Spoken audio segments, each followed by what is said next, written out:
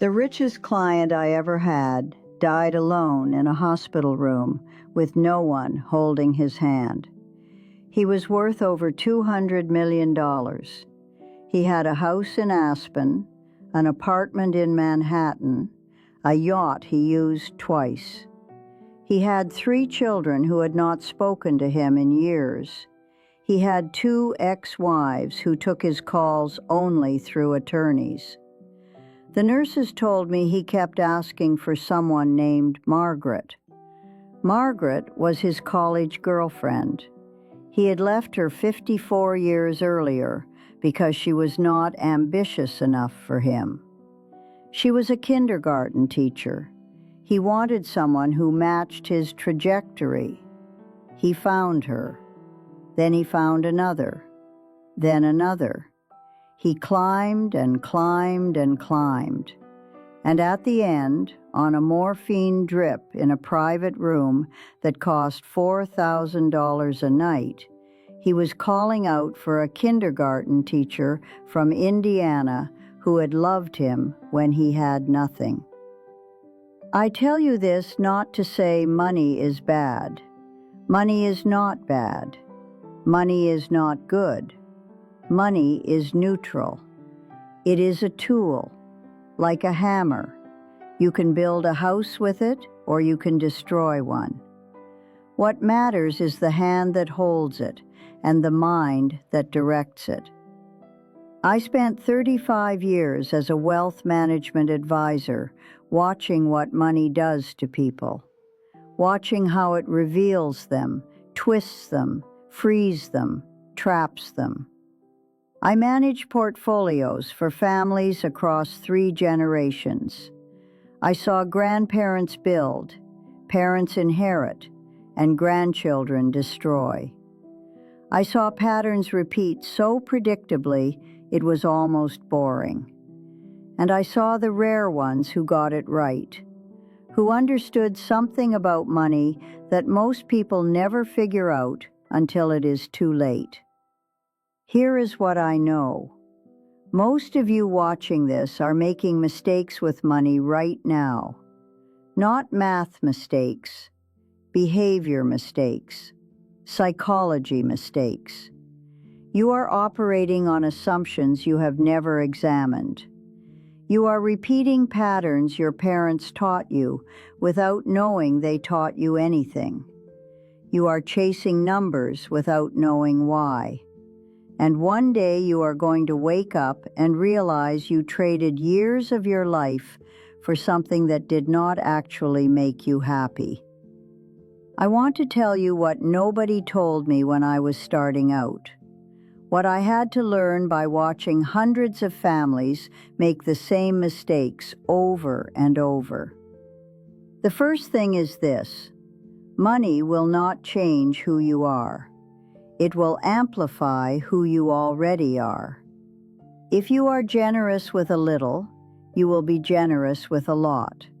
If you are anxious with a little, you will be more anxious with a lot. I had a client, a woman who inherited $11 million from her mother. Within 3 years, she had given away nearly $4 million of it, not to charity, to family members who asked for help, to friends who had business ideas, to her adult children who always needed a little more. She could not say no. She had never been able to say no. The money did not create that problem. It revealed it. It gave her problem more room to operate. I had another client inherit roughly the same amount. He immediately cut off contact with most of his family because he was convinced they would ask him for money. He became suspicious of everyone. He trusted no one. He hired people to manage every aspect of his life and then fired them because he suspected they were stealing from him.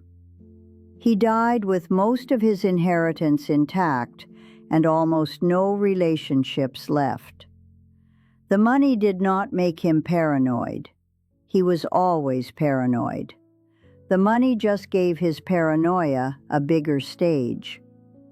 Before you focus on making more money, understand your relationship with the money you have. What does it mean to you? Not what you say, what you actually feel. Do you spend when you are sad? Do you hoard when you are scared? Do you hide purchases? Do you lie about prices? Do you feel shame when you have less than others? Do you feel superior when you have more? Your patterns are already there. More money will not fix them. It will magnify them. The second thing I need to tell you is about enough. Nobody knows what enough means anymore. I sat across from people worth $50 million who could not sleep because they were afraid of losing it. I sat across from people worth $300,000 who had peace because they knew exactly what they needed and they had it. The number is almost irrelevant. What matters is the relationship between what you have and what you believe you need. I watched a man destroy everything chasing a number. He came to me worth $53 million. That should have been enough for 10 lifetimes. But he had friends worth more. He read about people worth more. He felt like he was falling behind, so he took bigger risks, leveraged positions, concentrated bets. He was trying to get to 100 million. Then the market turned.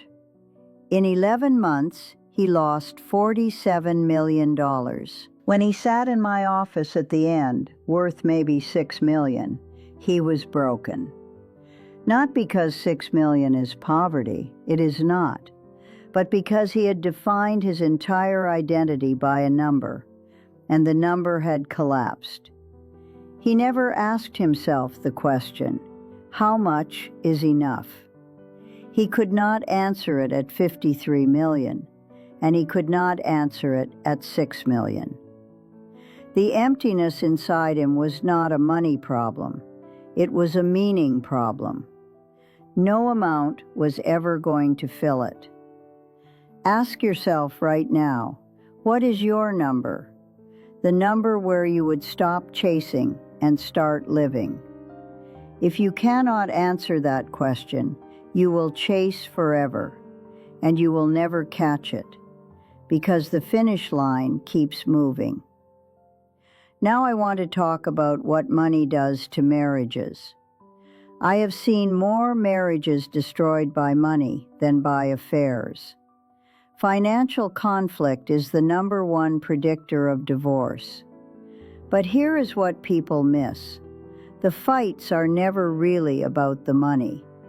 They are about what money represents: security, control, freedom, status. When two people have different definitions of what money means, they think they are fighting about the budget. They are actually fighting about their deepest fears and needs.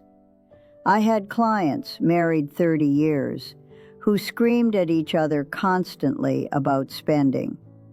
He wanted to save everything. She wanted to enjoy life. They nearly divorced 3 times. When I finally got them to talk about what money actually meant to them, the truth came out. He grew up poor. Money meant safety. Every dollar she spent was a dollar of safety she was throwing away. She grew up wealthy. Her family lost everything when she was 14. To her, money was temporary. It could vanish overnight. So she wanted to use it while it was there. They were not fighting about money. They were fighting about childhood wounds they had never discussed. If you are in a relationship, have the real conversation, not about budgets, about what money means, what you are afraid of, what happened when you were young, what you dream about. Most couples never have that conversation. They fight about the symptoms instead of the cause, for 30 years sometimes.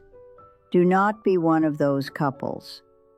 Let me tell you about work, because I watched people trade their entire lives for money they never got to enjoy.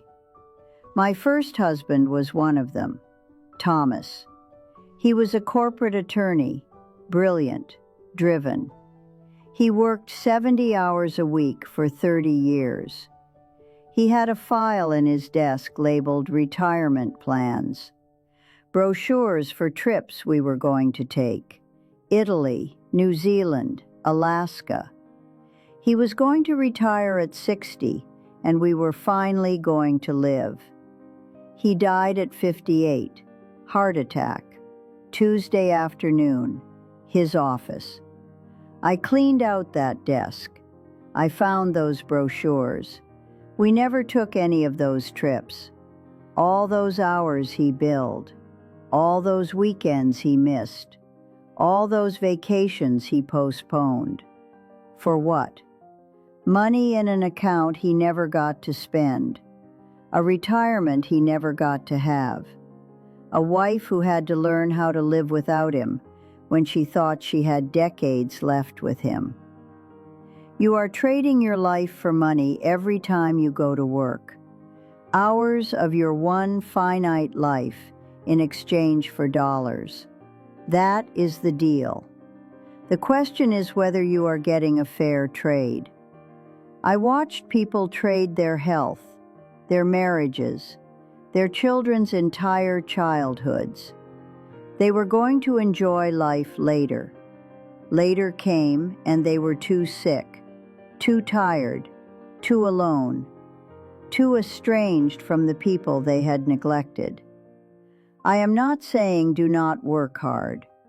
I am saying be honest about what you are trading. Every hour at the office is an hour not spent somewhere else.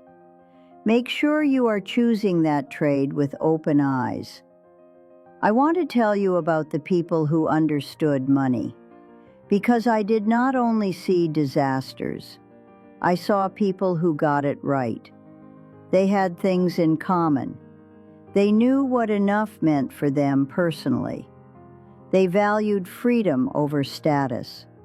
They understood that money is a tool, not a scoreboard. One of my favorite clients was a school janitor. He mopped floors for 43 years. He came to me at 55 with $200,000 saved. I asked him how he did it on his salary. He said he had never bought a new car, never taken a vacation requiring a plane, never ate at restaurants more than once a month. He said he did not feel deprived. He felt free. He owed nothing to anyone. He did not need to impress anyone. He retired at 62 with over $400,000 and a small pension. He traveled by train across the country. He visited every national park. He died at 81, having done everything he wanted to do. He was wealthier than clients worth 50 times more, because he knew what enough meant. Compare him to the partners at law firms, the executives at Fortune 500 companies. They made millions. They also had mortgages on houses too big for their families, cars leased to impress colleagues, private school tuition that required them to keep working jobs they hated, trapped by their own success. The more they made, the more they spent. The more they spent, the more they needed to make. A prison that looks like freedom from outside. I need to talk about children and inheritance, because I watched families destroy themselves.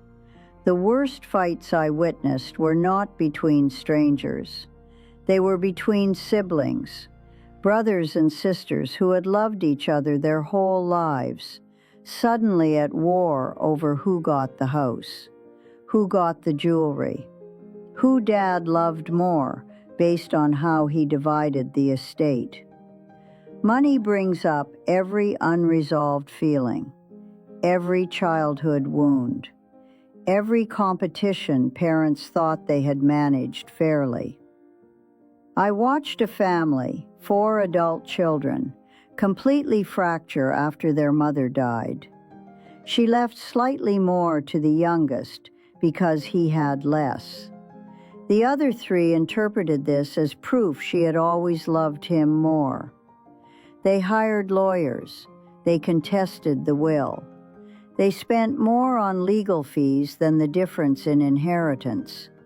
They have not spoken in 9 years.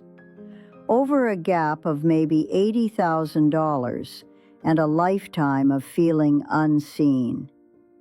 If you have children, talk to them about your estate plan now. Explain your reasoning, while they can ask questions, while there is time to address old wounds. Your will does not speak for itself. People project meaning onto silence, and the meanings they project are usually the most painful ones. Here is something I wish someone had told me when I was young. The best investment you will ever make is not in the market. It is in yourself, your skills, your health, your relationships, your ability to create value and solve problems. I watched clients lose half their portfolios in crashes and recover because they could still work. I watched clients with fat portfolios become helpless when their industry changed because they had stopped learning 20 years earlier. You are the asset. Invest in yourself first. Learn constantly. Stay healthy. Build relationships with people who tell you the truth. The money follows value, and if it does not, you still have something no market crash can take. I need to tell you about time. Everyone says money cannot buy time. Everyone lives like it is not true. They postpone joy, postpone rest, postpone the trip and the conversation and the reconciliation. They are going to do it later, later, later, later. Then later does not come. Or it comes and they are too old or too sick or too estranged. You are not promised later. You are only promised now. The money you are saving for someday might never get spent. The experiences you are postponing might never happen. I am not saying spend everything. I am saying find the balance. Take the trip while you can walk. Have the conversation while you can remember. Tell them you love them while they can hear it. I have sat with dying people. I have sat with the widows and widowers in the weeks after. You know what they talked about? Not portfolio returns, not estate tax strategies. They talked about time, time they had, time they wasted, time they wished they could recover. The money did not comfort them. The memories did. I am 77 years old now. I retired over a decade ago, but I think about my clients every day. The ones who got it right, the ones who got it wrong. I think about what I would tell them if I could start over, what I would tell myself. Money is a tool. It can build a beautiful life or a miserable one, depending on how you use it. But you have to understand yourself first, your fears, your patterns, your definition of enough. Without that understanding, no amount will ever feel like enough.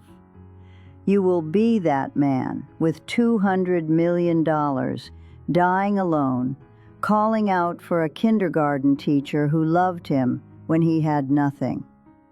Or you can be the janitor, content, free, rich in the ways that actually matter. That choice is not made with money. It is made with awareness, with honesty, with the courage to ask yourself what you actually want and then to live accordingly. I watched hundreds of people make that choice. Most of them chose wrong. They chased numbers. They compared themselves to neighbors. They postponed living until they had enough, and they never had enough. Do not be them, please. Figure out what enough means to you. Have the hard conversations now. Invest in yourself and your relationships, not just your portfolio. Stop trading your entire life for money you might never enjoy. The time to start is not later. There might not be a later. The time to start is today.